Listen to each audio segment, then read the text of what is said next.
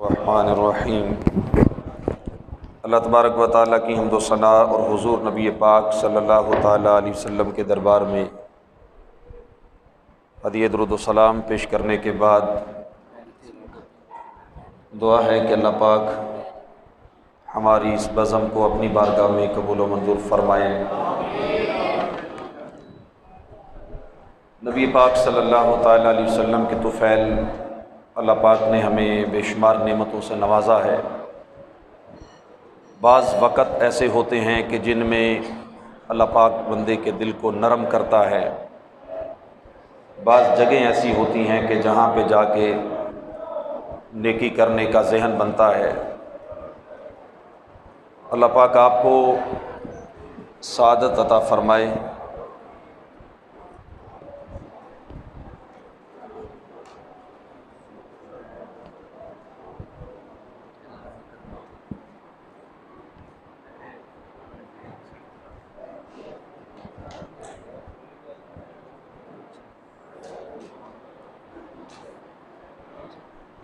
بعض وقت اور بعض جگہ بڑی خاص ہوتی ہیں۔ اللہ پاک آپ کو توفیق دے، آپ مکہ المکرمہ میں جائیں تو خانہ کعبہ کے پاس جا کے بندے کی کیفیت تبدیل ہوتی ہے، آنکھوں میں آنسو آتے ہیں، دل میں اللہ کی وحدانیت کا، کعبۃ اللہ کا رعب اور جلال بیٹھتا ہے۔ اسی طرح مسجد نبوی شریف میں جائیں تو کیفیت تبدیل ہوتی ہے۔ اس طرح بعض اوقات بھی اللہ پاک نے ایسے رکھے ہیں کہ جن اوقات میں آ کے بندے کی دلی کیفیت بدلتی ہے۔ اسی طرح بعض لوگ ایسے ہوتے ہیں کہ جن کے پاس بیٹھنے سے انسان کی روحانیت میں اضافہ ہوتا ہے۔ تو زندگی میں اگر اس طرح کا کوئی موقع ملے تو اسے غنیمت جاننا چاہیے۔ بدبختی بھی ہوتی ہے بعض لوگوں کی۔ نبی پاک صلی اللہ تعالی وسلم نے بدبخت کہا ہے اس بندے کو کہ جس کی زندگی میں ماہ رمضان آیا اور وہ اپنی بخشش نہیں کروا سکا۔ حضرت لوط علیہ السلام کی بیوی اور حضرت نوح علیہ السلام کی بیوی کا اللہ پاک نے ایک ہی آیت میں ذکر کیا، اور اس کے بالکل ساتھ اللہ پاک نے فرعون کی بیوی حضرت آسیہ کا بھی ذکر کیا ہے۔ اور اس آیت پاک میں اللہ پاک نے یہی سمجھایا ہے کہ بعض اوقات اللہ کے نبی کی صحبت میں رہ کے بھی دو عورتوں نے کوئی فائدہ نہیں اٹھایا، کافرہ رہیں، منافقہ رہی۔ حضرت نوح کی بیوی تو سیدھی سیدھی وہ کافرہ تھی، اس نے ایمان قبول ہی نہیں کیا، حالانکہ ایک لمبا عرصہ حضرت نوح علیہ السلام کے ساتھ گزارا تھا۔ وہ بے وقوف عورت لوگوں کو کہتی تھی کہ نوح علیہ السلام معاذ اللہ پاگل ہو گئے ہیں، زیادہ عمر کی ہو گئے ہیں، تو ان کی بات نہیں ماننی۔ تو جب عذاب آیا تو یہ بچ نہیں سکی۔ اسی طرح لوط علیہ السلام کی بیوی ہے، وہ منافقہ تھی، کلمہ تو آپ کا پڑھتی تھی لیکن لوگوں کے ساتھ، کافروں کے ساتھ اس کے تعلقات تھے۔ تو جب عذاب آیا تو حضرت لوط علیہ السلام نے فرمایا کہ پیچھے مڑ کے کوئی نہیں دیکھے گا، لیکن اس نے پیچھے مڑ کے دیکھا، مر گئی، برباد ہو گئی۔ تو بعض بدبخت لوگ ہوتے ہیں کہ جو برگزیدہ لوگوں کے ساتھ رہ کر بھی وہ بدنصیب ہی رہتے ہیں۔ اسی طرح بدنصیب لوگوں کی ایک قسم وہ ہے کہ جو ماہ رمضان کو بھی حاصل کریں پھر بھی اللہ سے اپنی بخشش نہ کروا سکیں، پھر ماہ رمضان کے اندر آخری عشرہ اور آخری عشرے میں پھر طاق راتیں، ان راتوں میں آ کے بھی جو بندہ اللہ کی بارگاہ میں اپنے آپ کو پاک صاف نہ کر سکے، اپنے دل کے میل نہ دھو سکے، اللہ کی بارگاہ میں آئے لیکن اسے رونا نہ آئے، اللہ کی بارگاہ میں آئے لیکن اس کی کیفیت نہ بنے، اس کا دل اللہ سے مانگنے کی طرف مائل ہی نہ ہو، یہ بدبختی کی معراج ہے۔ اس سے بڑا بدبخت انسان کون ہوگا کہ جسے ان راتوں میں بھی اللہ رب العزت کی بارگاہ میں جھکنے کی توفیق نہ ملے اور مانگنے کی توفیق نہ ملے۔ یہ تو اللہ پاک کا احسان ہے کہ اب امت کے اندر شعور پیدا ہو گیا۔ حافظ صاحب ویسے ہی میرا نام لے رہے تھے، ہر مسجد میں تقریباً اللہ کے فضل سے یہ ماحول بنایا جاتا ہے۔ سمجھدار جو کمیٹیوں والے، انتظامیہ والے، امام جو ہوتے ہیں، وہ لوگوں کو اس طرح کا ماحول دیتے ہیں کہ لوگ مسجد کی طرف آئیں، آ کے شب بیداری کریں، مسجد میں بیٹھ کے اپنا وقت گزاریں، قرآن پڑھیں، قرآن سنیں۔ یہ تو اچھی روایت ہے۔ ایسا ماحول بنا کے اس ماحول میں بیٹھ جانا اگرچہ بعض لوگ اس کو بھی بدعت کہتے ہیں، اور اس پر بھی ہو سکتا ہے وہ بدعت کا فتویٰ لگا کے دلیلیں مانگنا شروع کر دیں کہ یہ جاگنا کہاں سے ثابت ہے، تو کون سے صحابی ہیں جنہوں نے شب بیداریوں کا اہتمام کیا ہے۔ لیکن یہ اچھی بدعت ہے، اچھی روایت ہے کہ لوگوں کو اس طرح کا ماحول دیا جائے۔ دیکھیں نا، کھانا لوگ اپنے گھروں سے بھی کھاتے ہیں، لیکن تاک راتوں میں جو لوگ سحریوں کا انتظام کریں، لنگر کا انتظام کریں، اپنا روپیہ پیسہ خرچ کریں، اللہ کے گھر کو آباد کریں، تو حضرت علی رضی اللہ تعالیٰ عنہ نے جب دیکھا نا کہ مسجد کے اندر فانوس لگا، روشنی ہوئی، تو آپ نے لوگوں سے پوچھا کہ فانوس کس نے لگوایا ہے؟ تو لوگوں نے کہا یہ حضرت عمر رضی اللہ تعالیٰ عنہ نے لگوایا ہے۔ تو حضرت علی نے کہا کہ عمر نے ہماری مسجد کو روشن کیا ہے، اللہ عمر کی قبر کو روشن کرے گا۔ مسجدوں کی آبادی کے لیے کوشش کرنا اور مسجدوں میں آبادی کا ماحول بنانا، یہ خوش نصیب لوگوں کی سعادت مندی ہے، اور ان لوگوں کو اللہ پاک نے ظالم کہا ہے، وَمَنْ أَظْلَمُ مِمَّنْ مَنَعَ مَسَاجِدَ اللَّهِ أَنْ يُذْكَرَ فِيهَا، کہ مسجدوں کے اندر جو اللہ کے ذکر میں رکاوٹ بنے یا مسجدوں کی بربادی کا سبب بنے، فرمایا ان سے بڑا ظالم کون ہے۔ اور قیامت کے دن بعض لوگوں کو اللہ پاک آواز دے گا تو انہیں نام سے نہیں بلایا جائے گا، بلکہ کہا جائے گا کہ اللہ کے ہمسائے کہاں ہیں۔ تو عرض کی جائے گی پروردگار تیرا ہمسایہ بندہ کیسے بن سکتا ہے؟ نہ تیرا گھر، نہ تیرا جسم، نہ تیرا کوئی محلہ، نہ تیرا کوئی شہر، پھر تیرا ہمسایہ بندہ کیسے بن سکتا ہے؟ تو جواب آئے گا جو دنیا میں مسجدوں کو آباد کرنے والے تھے وہ آج اللہ کے ہمسائے کہلائیں گے۔ یہ مسجدوں کو آباد کرنا، مسجدوں کی آبادی کے لیے اپنی کوششیں کرنا، مسجد میں وقت گزارنا، مسجد کی صفائی کرنا، مسجد پہ اپنا پیسہ خرچ کرنا، مسجد کی بجلی کے بل ادا کرنا، گرمیوں میں مسجدوں میں ٹھنڈا ماحول بنانا، سردیوں میں نمازیوں کے لیے گرم پانی، گرم ماحول کا انتظام کرنا، ان چیزوں میں جو لوگ دلچسپی لیتے ہیں، صرف انتظامیہ نہیں، بعض لوگوں کو اللہ پاک نے روپیہ پیسہ دیا ہے، وہ اپنا روپیہ ان چیزوں میں خرچ کرتے ہیں کہ جیسا ماحول میرے گھر میں ہے اس سے بہترین ماحول میں مسجد میں دوں، اس لیے کہ اللہ کی مخلوق آئے گی، انہیں سکون ملے گا، یہ مسجد میں وقت گزاریں گے۔ تو جو لوگ آج بھی اس دور میں بھی مسجدوں کی آبادی کے لیے کوشش کرتے ہیں، تو حضرت علی رضی اللہ تعالی عنہ کی دعا محدود نہیں، آج بھی جو اللہ کے گھر کو آباد کرنے کے لیے کوشش کرے گا، اللہ نے چاہا تو انشاءاللہ اس کی قبر بھی آباد ہوگی۔ ایک تو یہ، دوسرا یہ کہ شب بیداری، طاق رات کی تلاش، اس کا مین مقصد یہی ہے کہ شب قدر کو تلاش کیا جائے، اور شب قدر میں اللہ رب العزت کی بارگاہ میں گڑ گڑایا جائے، مانگا جائے۔ ایک اپنے اندر یہ جستجو پیدا کی جائے کہ ہم شب قدر کو تلاش کریں، اور دوسرا یہ کہ اللہ رب العزت کی بارگاہ میں مانگنے کا ذہن بنائیں۔ ابھی تک ہم مسجد میں بیٹھے ہوئے ہیں، لیکن توجہ کریں ذرا، اپنے دل کی کیفیت دیکھیں، مانگنے کا ذہن، اللہ کی بارگاہ میں گڑ گڑانے کا ذہن، اللہ کی بارگاہ میں اعتراف جرم پہ ایک ایسی حدیث پاک ہے جس کو سناتے ہوئے نبی کریم صلی اللہ تعالیٰ علیہ وسلم صحابہ کرام کے درمیان اللہ کے محبوب صلی اللہ تعالیٰ علیہ وسلم نے یہ حدیث پاک سنائی، اور حضور اتنا مسکرائے کہ صحابہ کہتے ہیں، حضرت ابو ذر غفاری اس حدیث کے روایت کرنے والے ہیں، کہتے ہیں میں نے دیکھا کہ حضور کی داڑھیں بھی نظر آنے لگی، اتنا حضور مسکرائے۔ اور محدثین کرام کی سنت ہے کہ جب حضور کے مسکرانے والی حدیث سناتے تھے تو مسکرا کے سناتے تھے، تو ہم بھی مسکرا کے سنیں گے انشاءاللہ۔ اور جب حضور کسی حدیث میں روئے تو محدثین کرام وہ حدیث رو کے سناتے تھے، اگر رونا نہیں آتا تھا تو حدیث سناتے ہی نہیں تھے۔ نبی کریم صلی اللہ تعالی وسلم کی حدیث کے یہ آداب میں سے ہے۔ اللہ کے نبی صلی اللہ تعالی وسلم نے فرمایا کہ قیامت کے دن ایک بندہ اللہ کی بارگاہ میں کھڑا کیا جائے گا، اور اللہ پاک فرشتوں سے فرمائے گا کہ اس کے صرف صغیرہ گناہ تم نے ظاہر کرنے ہیں، کبیرہ گناہ چھپا لو۔ بندے کے میں ہوں یا آپ ہوں، تصور کریں میں ہی ہوں بالفرض، یا آپ اپنا تصور کریں، اللہ پاک فرمائے گا کہ اس کے کبیرہ گناہ چھپا لو، صغیرہ گناہ ظاہر کر دو۔ فرشتے اس بندے کو اللہ کی بارگاہ میں کھڑا کر کے پوچھیں گے تو نے فلاں وقت میں فلاں کام کیا؟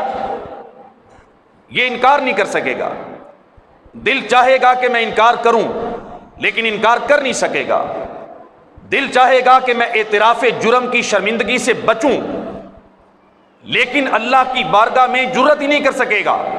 یہ کہے گا ہاں میں نے کیا، فرشتے کہیں گے یہ بھی کیا، یہ کہے گا ہاں میں نے کیا، فرشتے صغیرہ گناہ گنوائیں گے، یہ اعتراف کرتا جائے گا۔ مثال کے طور پہ 5000 گناہ اس کے گنوا دیے، اس نے اعتراف جرم کر لیا، اور دل میں پتہ ہے کیا سوچ رہا ہے؟ دل میں سوچ رہا ہے کہ کاش ان صغیرہ گناہوں پہ میری جان چھوٹ جائے، کبیرہ گناہ ظاہر ہی نہ ہو، کبیرہ گناہوں کی باری نہ آئے۔ یہ دل میں سوچ رہا ہے، دعا کر رہا ہے، تمنا لیے بیٹھا ہے۔ تو جب اس کے صغیرہ گناہ مکمل ہو جائیں گے تو رب ذوالجلال فرمائے گا کہ اے میرے بندے، یہ جتنے گناہوں کا تو نے اعتراف کیا ہے، ان سارے گناہوں کے بدلے میں تجھے اتنی ہی نیکیاں عطا فرما رہا ہوں۔ یعنی تیرے گناہوں کو بدل کے نیکیاں بنا دیا۔ جو تھوڑی دیر پہلے تیرے گناہ تھے اب یہ تیری نیکیاں ہیں۔ کھوٹے سکے بندہ کہیں پر لے کر جائے اور اسے کہا جائے کہ تو کھوٹے سکے دے دے، ہم اس کے بدلے میں تجھے نئے نوٹ دیں گے، تو وہ کھوٹے سکے نکالے گا یا باقی رکھے گا؟ سارے نکالے گا نا۔ اب جب اس بندے کو پتا چلا کہ میرے ایک ایک گناہ کے بدلے میں ایک ایک نیکی دی جا رہی ہے، تو اللہ پاک کی بارگاہ سے ارشاد تو ہو گیا کہ تو بخشا گیا، تجھے نیکیاں مل گئیں۔ اب تو اسے چاہیے تھا کہ چپ کر کے گردن جھکائے اور جنت میں چلا جائے۔ اللہ نے بخش دیا، گناہ ختم ہو گئے، نیکیوں میں تبدیل ہو گئے، لیکن یہ اپنی جگہ سے ہلے گا نہیں۔ اب جو بات یہ اللہ کی بارگاہ میں کرے گا، اس بات کو سنا کہ میرے نبی اتنا مسکرائے کہ آپ کی داڑھیں ظاہر ہو گئی۔ یہ کیا کہے گا؟ یہ اللہ کی بارگاہ میں عرض کرے گا، پروردگار یہ جو فرشتوں نے بیان کیے ہیں یہ صغیرہ ہیں، میرے پاس تو کچھ کبیرہ گناہ بھی ہیں جو صغیرہ سے بھی زیادہ ہیں۔ اے میرے رب، وہ گناہ بھی بیان کیے جائیں، انہیں بھی کھولا جائے، انہیں بھی سامنے لایا جائے، اس لیے کہ بندے کے دل میں لالچ آ گیا، یہ لالچی ہو گیا۔ اب اسے پتا چلا کہ اللہ تو اتنا غفور الرحیم ہے کہ اگر اس کی بارگاہ میں اعتراف جرم کر لیا جائے تو وہ بندے کے اعتراف کو دیکھ کر اس کے گناہوں کو نیکیوں میں تبدیل فرما دیتا ہے۔ اس حدیث پاک سے پتہ چلتا ہے کہ جب بھی بندہ اللہ کی بارگاہ میں آئے تو اعتراف جرم کرے، قبول کرے کہ پروردگار میں گناہ کر کے آیا ہوں۔ نبی پاک صلی اللہ تعالی وسلم کی امت کو اللہ پاک نے بڑے پیارے تحفے دیے ہیں۔ قرآن مجید میں سورہ بقرہ کی آخری آیتیں آپ پڑھیں، اللہ پاک جو دعا ہمیں دے رہا ہے سیکھنے کے لیے کہ سیکھو اور پڑھو، اس دعا کے معانی کبھی پڑھ کے دیکھیں، مطلب پڑھ کے دیکھیں۔ ربنا لا تؤاخذنا ان نسینا او اخطانا، کہ اے ہمارے رب اگر ہم سے کوئی غلطی ہو جائے یا ہم سے کوئی خطا ہو جائے، لا تؤاخذنا، ہماری پکڑ نہ فرمانا۔ ربنا ولا تحمل علینا اسرا کما حملتہ علی الذین من قبلنا، اے ہمارے رب ہمارے کندھوں پہ وہ بوجھ نہ ڈالنا جو ہم سے پہلی امتوں کے کندھوں پہ ڈالا گیا تھا۔ ہم پہ پتھر نہ برسانا، ہم پہ آگ نہ برسانا، ہم پر عذاب نازل نہ کرنا۔ ربنا ولا تحملنا ما لا طاقت لنا بہ، اے اللہ ہمارے کندھوں پہ وہ بوجھ نہ ڈال جن کو اٹھانے کی طاقت ہمارے کندھوں پہ نہیں ہے۔ اے اللہ ہمیں معاف کر، ہم پر رحم فرما، اے اللہ تو ہماری مدد کر۔ یہ کیسی دعا ہے اور کن لمحات میں مانگنے کے لیے ہے، بندہ غور تو کرے۔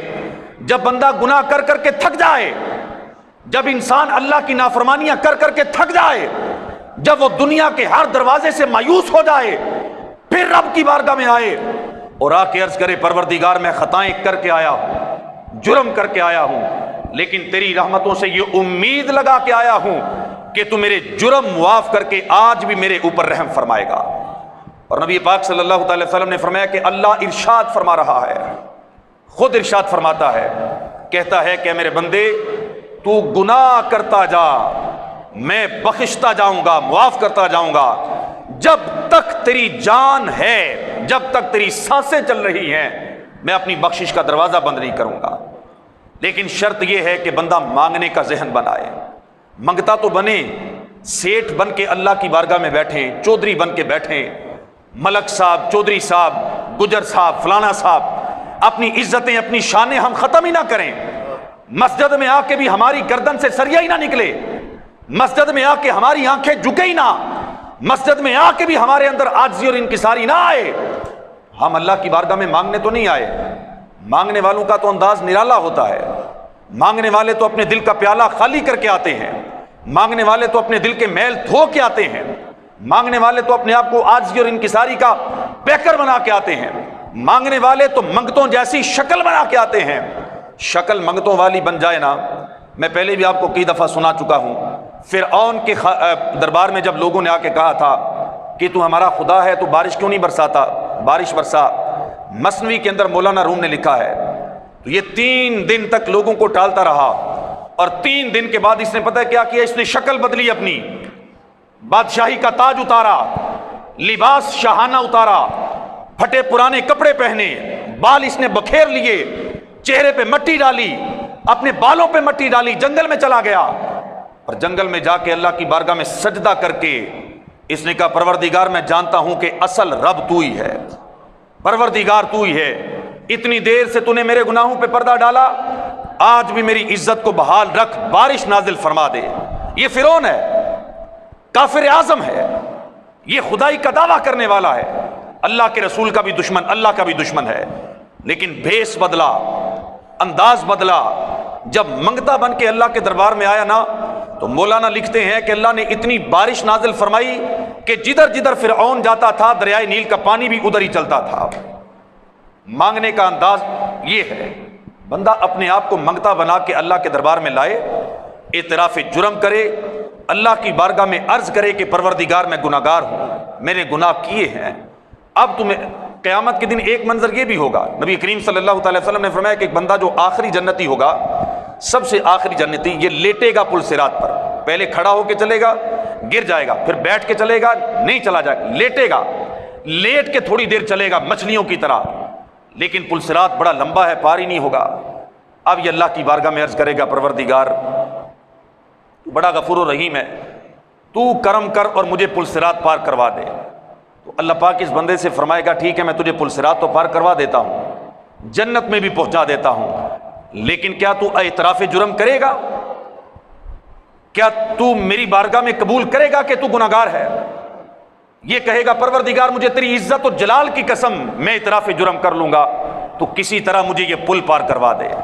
نبی پاک صلی اللہ تعالی وسلم نے فرمایا کہ جب اللہ پاک اسے پل پار کروائے گا، ابھی یہ جنت میں داخل نہیں ہوا، ابھی یہ پل سے آیا ہے، جنت میں جانا ہے. اللہ پاک اسے فرمائے گا ہاں میرے بندے تو اعتراف جرم تو کر. اب اس کے دل میں خیال آئے گا کہ اگر میں نے اعتراف جرم کر لیا تو پتہ نہیں اللہ پاک کیا سزا دے دے، واپس جہنم میں ڈال دے. تو یہ عرض کرے گا پروردگار میں نے تو ساری زندگی گناہ کیا ہی کوئی نہیں، میں تو بڑا نیک اور پارسا تھا، میں نے کبھی کوئی جرم کیا ہی نہیں، اعتراف کس چیز کا کروں؟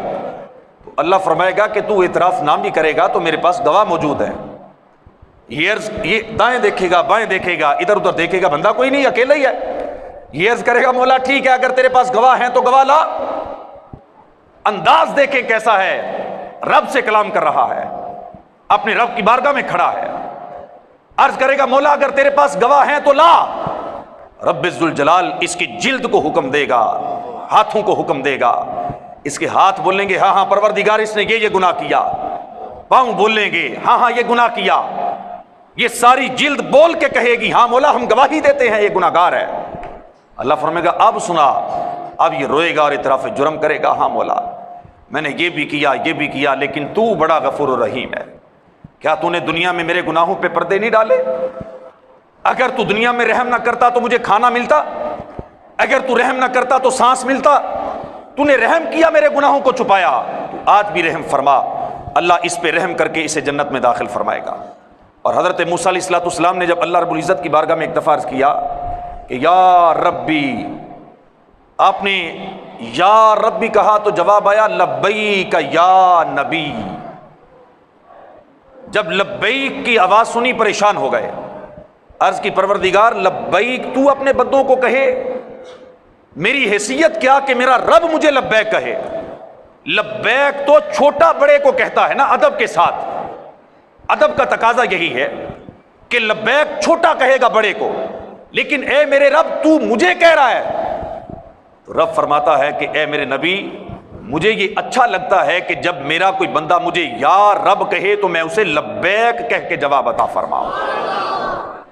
حضرت موسیٰ علیہ السلام نے عرض کیا پروردگار کیا یہ صرف میرے لیے ہے یا نیک بندوں کے لیے بھی ہے؟ جو پارسا لوگ ہیں وہ بھی تیری بارگاہ میں اگر یا ربی کہیں گے تو تو لبیک یا عبدی کہے گا، یا صرف اپنے نبی کے لیے خاص ہے؟ خالق کے کائنات نے فرمایا کہ اے میرے نبی تو نہیں، نیک نہیں، میرا گناہگار بندہ بھی اگر کبھی مجھے یا رب بھی کہہ کے پکارے گا تو میں اسے لبیک یا عبدی کہہ کے جواب عطا فرماؤں گا۔ حضرت موسیٰ علیہ السلام نے عرض کیا پروردگار نیک پر تیرا کرم ہو تو سمجھ آتا ہے، اس نے تو نیکیاں کی، اس کے جواب میں تو نے لبیک کہہ دیا، یہ گناہگار پر تیرا اتنا کرم کیوں کہ تو اسے بھی لبیک کہے؟ تو خالق کے کائنات نے فرمایا کہ میرے نبی اگر میں نیک پر رحم کروں اور گناہگار پر رحم نہ کروں تو مجھے رب کون کہے گا؟ پھر تو میں بندوں جیسا ہی ہو گیا۔ یہ تو بندوں کی شان ہے کہ وہ اچھوں کے ساتھ اچھے اور بروں کے ساتھ برے ہو جاتے ہیں، لیکن میری شان یہ ہے کہ میں نیک کو بھی لبیک کہتا ہوں اور گناہگار پکارے تو اسے بھی لبیک یا عبدی کہہ کے جواب عطا فرماتا ہوں۔ یہ رب ذوالجلال کی شان ہے۔ اب بندہ اللہ کی بارگاہ میں آئے یا نہ آئے، لیکن خالق کے کائنات اپنے بندے پر اتنا رحیم اور کریم ہے، اللہ پاک اپنے بندے کو بخشنا چاہتا ہے، معاف کر دینا چاہتا ہے، وہ معافی کا دروازہ کھلا ہوا اس نے رکھا ہوا ہے۔ وہ چاہتا ہے کہ بندہ میری بارگاہ میں آئے، آ کے گڑ گڑائے، یہ روئے، یہ بھیک مانگے، یہ میری بارگاہ میں آ کے اعتراف جرم کرے، یہ میرے سامنے عجز و انکساری کا پیکر بنے، یہ اپنے آپ کو خاک بنا دے۔ ہمیں تھوڑی سی عزت ملے نا، تھوڑی سی عزت، ہماری گردن دیکھنے والی ہوتی ہے، ہمارے دیکھنے کا انداز بدل جاتا ہے۔ رب ذوالجلال کی قسم آپ فتح مکہ کا منظر اپنی آنکھوں کے سامنے لائیں، میرے نبی کی زندگی میں سب سے بڑی فتح اللہ پاک نے فتح مکہ عطا فرمائی ہے، سب سے بڑی کامیابی کا دن فتح مکہ کا دن تھا، لیکن صحابہ کہتے ہیں کہ میرے نبی نے اتنی عاجزی کی، اتنی عاجزی کی، گردن اتنی جھکائی کہ میرے نبی کا امامہ اونٹ کی کوہان پہ جا کے لگ رہا تھا، اور اللہ کے نبی صلی اللہ علیہ وسلم کی آنکھوں سے آنسو روا تھے۔ عزت ملے، شہرت ملے، فتح ملے، بلندی ملے، پھر بندہ اللہ کی بارگاہ میں جھکتا چلا جائے، یہ انسانیت کی معراج ہے۔ انسان کا ذہن، یہ ذہن ہے، یہ جتنی زیادہ انسان کو ترقی ملتی ہے، ذہن انسان کو اتنی زیادہ پستی کی طرف لے کے جاتا ہے۔ میں آج کی گفتگو میں اگر ایک لفظ آپ کو بتاؤں نا، یہ ساری گفتگو کا خلاصہ ہے، اور یہ لفظ آج دنیا میں بولا جا رہا ہے، مینٹل ماڈلز، ذہنی سطح، یا آپ سمجھ لیں کہ سوچ انسان کی، یہ مینٹل ماڈل جو انسان کا ہے نا، یہ انسان کو بلندی کی طرف بندھا جاتا ہے۔ مینٹل ماڈل انسان کا تبدیل ہوتا ہے، سوچ انسان کی تبدیل ہوتی ہے۔ غریب بندے کا ذہن ہوتا ہے یا کمزور بندے کا ذہن ہوتا ہے کہ میں مسجد میں جاؤں اور مسجد تک اس کی دوڑ ہوتی ہے، یہیں تک وہ آ کے اپنی فریادیں کرتا ہے، لیکن بندے کو تھوڑی ترقی ملتی ہے، بندہ مسجد سے دور ہوتا ہے، اللہ کے در سے دور ہوتا ہے، ذہن بدلتا ہے، سوچ بدلتی ہے، مینٹل ماڈلز بدلتے ہیں انسان کے، انسان کی ترجیحات بدلتی ہیں، انسان کی سوچ کا زاویہ بدلتا ہے۔ ایسے وقت میں اپنے ذہن کو، اپنی سوچ کو اللہ کی بارگاہ میں عاجزی اور انکساری کا پیکر بنانا، یہ انسانیت کی معراج ہے۔ جب اللہ رب العزت نے حضرت عمر رضی اللہ تعالیٰ عنہ کو سب سے بڑی فتح عطا فرمائی نا، آپ کو جب مہمان خصوصی کے طور پہ بلایا گیا، آج کسی کو مہمان خصوصی کے طور پہ بلائے نا، اس کے انداز دیکھنے والے ہوتے ہیں، اس کے آنے کا انداز، پروٹوکول، بیٹھنے کا انداز۔ حضرت عمر کو جب بلایا گیا، شہر کے اندر جب داخل ہونے لگے، آپ نے اپنے جوتوں کے تسمے، وہ جوتے جو کیچڑ سے بھرے ہوئے تھے، پانی جن سے نچڑ رہا تھا، وہ جوتے آپ نے کندھے پہ ڈالے تھے، سواری کی لگام پکڑی تھی، غلام اوپر بیٹھا تھا، اور جس شہر کو فتح کیا تھا اس شہر میں داخل ہو رہے تھے۔ تو صحابہ نے آ کے عرض کی، حضور آپ امیر المؤمنین ہیں، آپ امیر المؤمنین ہیں، کوئی شایان شان لباس، کوئی سواری، کوئی پروٹوکول.